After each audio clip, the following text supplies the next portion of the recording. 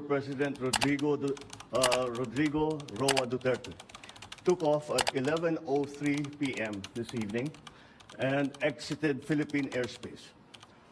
The plane is en route to The Hague in the Netherlands, allowing the former president to face charges of crimes against humanity in relation to his bloody war on drugs.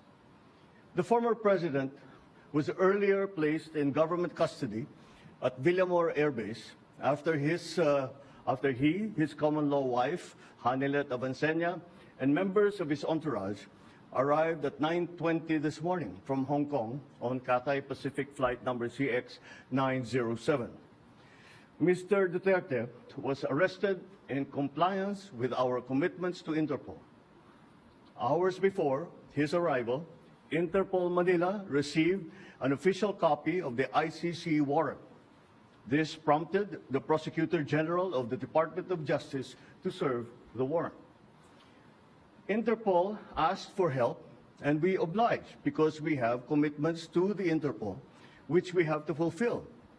If we don't do that, they will no longer help us with other cases involving Filipino fugitives abroad. This is what the international community expects of us as the leader of a democratic country that is part of the community of nations. So I'm sure that the details that surround this what has happened today are familiar to you. I just wanted to make very, very clear and give you the facts from for the departure of former President Duterte from the Philippines. Thank you. Thank you very much, Mr. President. Kanina po ay nagpaabot ng tanong ang mga miyembro ng Malacanang Press Corps at atin po itong sasagutin. Question number 1. Mr. President, meron po bang pisikal na kopya ng warrant of arrest laban kay dating Pangulong Rodrigo Duterte mula sa ICC? Oh, meron. This came in. Actually, it came in. I received it from Secretary Remuliang. I received it at 3 a.m. last night, and I looked at it, and we went back and forth.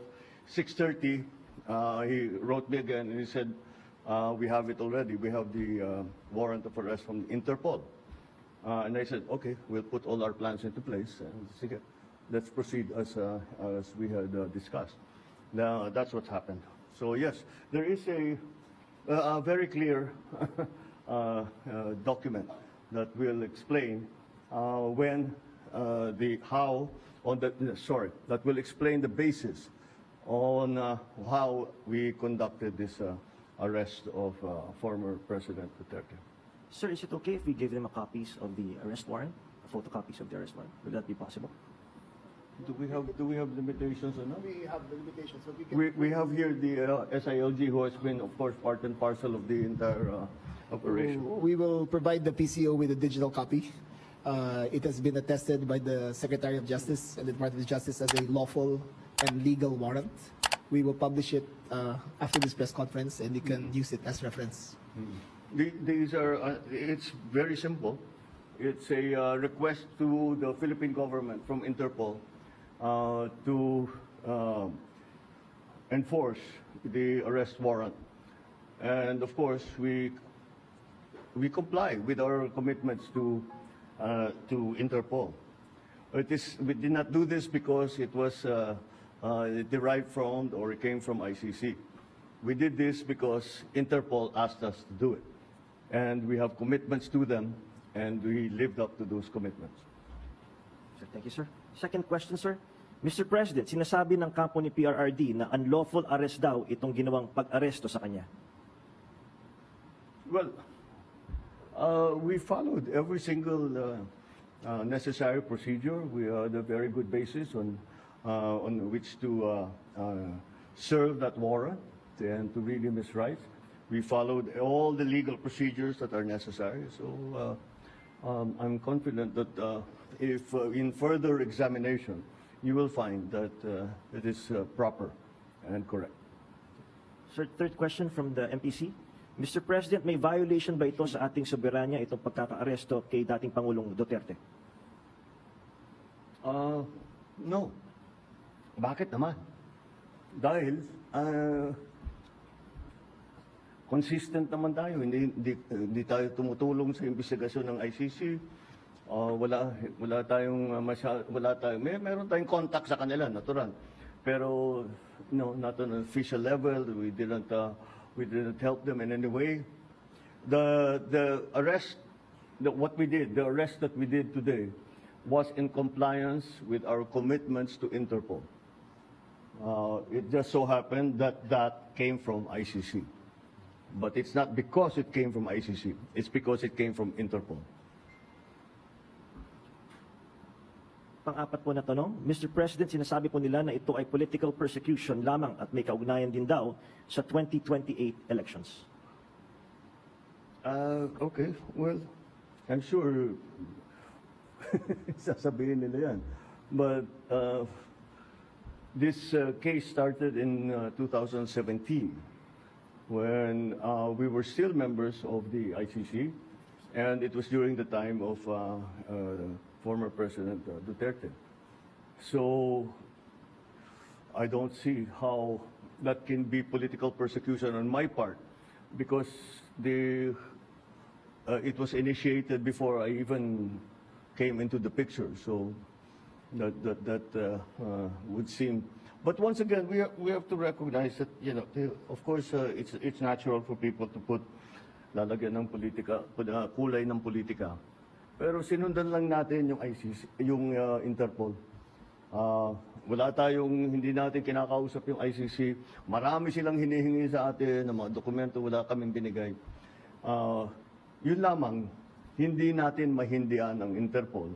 Pag sinabi sa atin, tulungan nyo kami, kailangan namin kunin itong taong ito. Dahil, kung maalala ninyo, lahat ng mga tumakas dito sa Pilipinas, kagaya ni Alice Go, kagaya ni Arnie Tevez, kung sino-sino pa, pati naman yung mga human trafficking sa Myanmar, pati sa mga madadamay. Sinong tumulong sa atin para makita natin yung mga ating kababayan na inaapi at ginagamit sa masamang paraan? Ang Interpol. Kaya naman, dapat naman tayo, pagka sinabi sa atin, tulungan nyo kami sa ganito, tumulong kayo. Kaya naman, ganun ang ginawa natin. Maraming salamat, Mr. President, sa paglilinaw ninyo. You want to ask another question? All right, sure. Sir, there are calls for people power. There are, in fact, as we speak, protest actions ongoing. Would you like to address the supporters of the former president? The supporters of the former president? Well, you know, again, the government is just doing its job.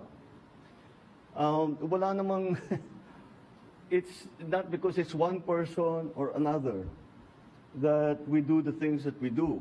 Maybe nung mga nakaraan na mga administrasyon, baka ganun ang ginagawa. Pero para sa akin, hindi naman ganun. Sumusunod tayo sa batas. We are a member of the community of nations. We must live up to our responsibilities, to the commitments that we have made to the community of nations. And that is what's happened here. Politics doesn't enter into it. Why that, you know, he's never going to be a candidate for anything. Why go after him? Di ba? At saka 2017 pa ito, wala pa ako. Civilian pa ako noon. So this is the evolution of his case, and this is where we end up. Yeah. All right. Thank you very much, Mr. President. Thank you.